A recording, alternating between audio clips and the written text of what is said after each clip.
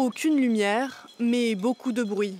À coups de casserole, ces habitants de la Havane manifestent leur colère dans la rue. Voilà 4 jours qu'ils sont plongés dans le noir comme 10 millions de leurs compatriotes. La faute à une panne géante d'électricité intervenue vendredi et que les autorités peinent à résoudre. Pourtant, la grande majorité des habitants de la capitale auraient retrouvé du courant ce lundi, selon le gouvernement, qui n'apprécie pas ces manifestations. La révolution ne tolérera jamais ce type de comportement. Tout le monde sera traité en conséquence, avec la sévérité que les lois révolutionnaires prévoient.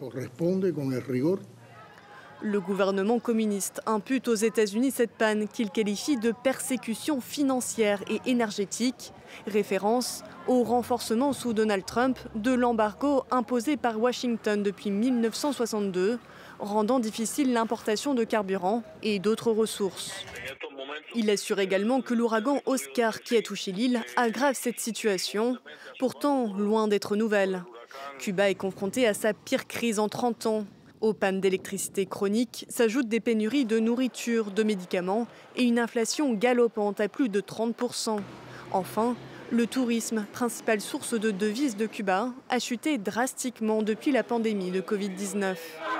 Cette situation catastrophique n'est pas sans risque pour le pouvoir cubain. En 2021, les coupures de courant ont été à l'origine de manifestations historiques, les plus importantes depuis la prise de pouvoir de Fidel Castro en 1959.